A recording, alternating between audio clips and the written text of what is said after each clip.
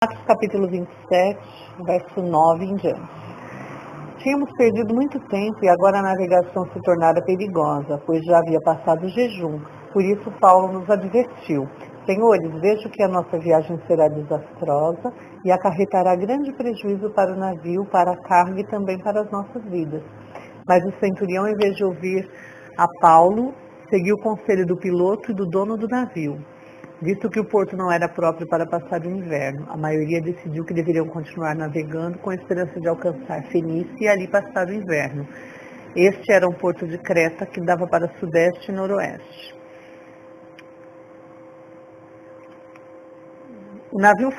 Verso 15. O navio foi arrastado pela tempestade sem poder resistir ao vento. Assim cessamos as manobras e ficamos à deriva. Verso 18. No dia seguinte, sendo violentamente castigados pela tempestade, começaram a lançar fora a carga. No terceiro dia, lançaram fora com as próprias mãos a armação do navio. Não aparecendo nem sol nem estrelas por muitos dias e continuando a bater sobre nós grande tempestade, finalmente perdemos toda a esperança de salvamento. Visto que os homens tinham passado muito tempo sem comer, Paulo levantou-se diante deles e disse: Os senhores deviam ter aceitado o meu conselho de não partir de Creta, pois assim teriam evitado este dano e prejuízo. Mas agora recomendo que tenham coragem, pois nenhum de vocês perderá a vida, apenas o navio será destruído. Pois ontem à noite apareceu-me um anjo do Senhor, um anjo do Deus a quem pertenço e a quem adoro, dizendo-me: Paulo, não tenha medo, é preciso que você compareça perante César. Deus, por sua graça, lhe deu as vidas de todos os que estão navegando com você. Assim tenham ânimo, senhores. Creio em Deus que acontecerá do modo como me foi dito. Deveremos ser arrastados para alguma ilha. No verso 33. Pouco antes do amanhecer, Paulo insistia que todos se alimentassem, dizendo: Hoje faz 14 dias que vocês têm estado em vigília constante sem nada comer. Agora eu vos aconselho a comerem algo, pois só assim poderão sobreviver. Nenhum de vocês perderá um fio de cabelo sequer. Tendo dito isso, tomou o pão, deu graças diante de Deus. Partiu e começou a comer. E todos se reanimaram e também começaram a comer. Mas o navio encalhou num banco de areia, onde tocou o fundo. A proa encravou-se e ficou imóvel, e a popa foi quebrada pela violência das ondas. Os soldados resolveram matar os presos para impedir que algum deles fugisse jogando-se ao mar. Mas o centurião queria poupar a vida de Paulo e os impediu de executar o plano. Então ordenou aos que sabiam nadar que se lançassem primeiro ao mar em direção à terra, e os outros teriam que salvar-se em tábuas ou em pedaços do navio. Dessa forma, todos chegaram a salvo em terra. Esse texto foi ontem, texto base da nossa lição de escola dominical, e eu pude aprender algumas coisas que eu gostaria de compartilhar agora com vocês. Deus tinha prometido a Paulo que ele iria até Roma, né, para ser julgado por César. Paulo acho que era o terceiro naufrágio que ele sofria. Paulo tinha navegado muito, ele conhecia os ventos, ele sabia que essa viagem ia ter problemas, mas mesmo assim ele tentou aconselhar as pessoas, né, os responsáveis, mas ele era só um preso. Paulo estava indo como preso para ser julgado em Roma. E não aceitaram o conselho dele, né? Aceitaram a opinião do capitão, do dono do navio. Não, vamos assim mesmo, porque eles estavam aportados numa ilha que o comércio era ruim, eles iam ter que ficar lá uns 3 meses pelo menos, então eles decidiram navegar assim mesmo. E aconteceu a tempestade. Eu tiro algumas lições desse texto, desse acontecimento, né, na vida de Paulo, pelo seguinte: Paulo, ele tinha uma promessa de Deus na vida dele, que era ser julgado em Roma, né? Quando Deus falou para Ananias ir lá orar por Paulo, o Senhor falou para Ananias: vai, porque para mim este é um vaso escolhido. Então Paulo, ele sabia que ele era um vaso escolhido por Deus e que ele não ia perecer à toa. Por esse motivo, por ele ter essa certeza, por ele confiar em Deus, por ele conhecer a voz de Deus, ter intimidade com Deus, ele sabia que ele não ia morrer nessa viagem. que não era chegado o fim, ele sabia que a promessa de Deus ia se cumprir na vida dele. E no meio da tempestade, Paulo estava em paz, ele conseguia dormir e sonhar com anjos. O anjo do Senhor apareceu para ele e disse: nenhuma alma se perderá. Olha que coisa mais linda, a confiança que Paulo tinha no Senhor, mesmo no meio da tempestade.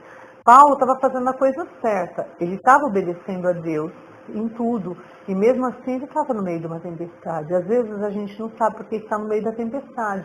Senhor, eu tenho feito tudo, eu tenho te buscado, eu tenho orado, eu tenho evangelizado, feito a sua vontade, feito o teu querer, estou dentro da tua vontade. Por que eu estou no meio da tempestade? Não sei, talvez seja uma forma de Deus se fazer conhecer através da sua vida para outras pessoas, como ele fez com Paulo.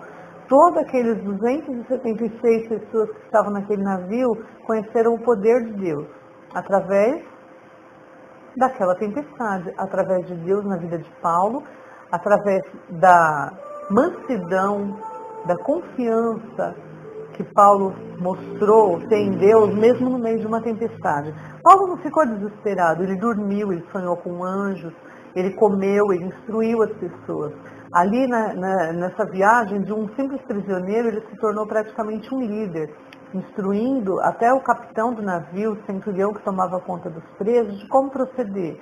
Porque Paulo tinha uma confiança em Deus, ele sabia que se Deus tinha prometido, ia se cumprir, por isso ele não se deixava desesperar. Outra coisa que aconteceu no meio daquela tempestade, as pessoas conheceram o poder de Deus. Paulo disse: não vamos. Eles foram, não deram ouvidos a Paulo, porque naquele momento Paulo era um ninguém, ele era apenas um preso. Apesar dele ter a simpatia do centurião, ele era só um preso. E foram. Então Paulo pôde dizer: eu disse para vocês, eu avisei que não era para vir, né? Mas fiquem calmos, nenhuma alma se perderá. E depois, quando resolveram, viu que o navio ia naufragar, resolveram se jogar ao mar, os soldados quiseram matar os presos. Por quê? Porque eles eram responsáveis pela vida dos presos. Se um preso fugisse, o soldado era morto, mas ele podia matar esse preso. Então eles iam matar os presos, porque assim nenhum ia ter oportunidade de fugir. Mas o centurião, o chefe deles, não deixou, porque ele era simpatizante de Paulo. Olha que bonito, o crente, ele tem os seus simpatizantes. O crente que cultiva o fruto do Espírito, como Paulo cultivava, as pessoas, os ímpios gostam dele, tem simpatia por ele, tem amizade por ele, sabe? Um tal de crente ter inimigo que eu não concordo. O crente, quando ele é manso, quando ele pratica o amor, quando ele dá bons frutos, é claro que vai ter um ou outro perturbado que vai se levantar contra, mas crente não tem inimigos, assim como as pessoas dizem. Eu não acredito nisso. Paulo, olha, o próprio chefe dos soldados, ele tinha simpatia por Paulo. E a vida daqueles outros presos foi poupada pela vida de Paulo. Por causa de Paulo, Deus poupou a vida daquelas pessoas, não deixou, né, que os soldados matassem aquelas pessoas. Outra lição que a gente tira daí: mesmo no meio de uma tempestade, mesmo no meio de uma prova, até as pessoas que estão à minha volta vão ser beneficiadas pelo amor de Deus, pelo cumprimento da palavra de Deus na minha vida. Não importa que situação eu esteja, eu posso estar numa situação que eu me sinta ou que eu seja tratada como a última pessoa da face da terra, mas para Deus eu sou importante. Por causa da minha vida, Deus vai poupar outras pessoas, Deus vai abençoar outras pessoas. Aquele navio se perdeu, as cargas se perderam, mas eles ficaram lá, salvou todo mundo, ninguém morreu. Paulo ainda teve a oportunidade de passar alguns dias naquela ilha, de evangelizar. Ele foi convidado para ir na casa do governador da ilha, orar pelo sogro dele que estava doente. Foram demonstrações do poder de Deus na vida de Paulo. Que essa palavra fique para nós hoje, que algumas lições. Mesmo que eu esteja no centro da vontade de Deus, eu não estou ilesa de passar por uma tempestade. Mesmo eu estando no meio de uma tempestade, a minha confiança em Deus ainda vai me fazer manter a calma e a paz de espírito que eu preciso para que eu possa ver anjos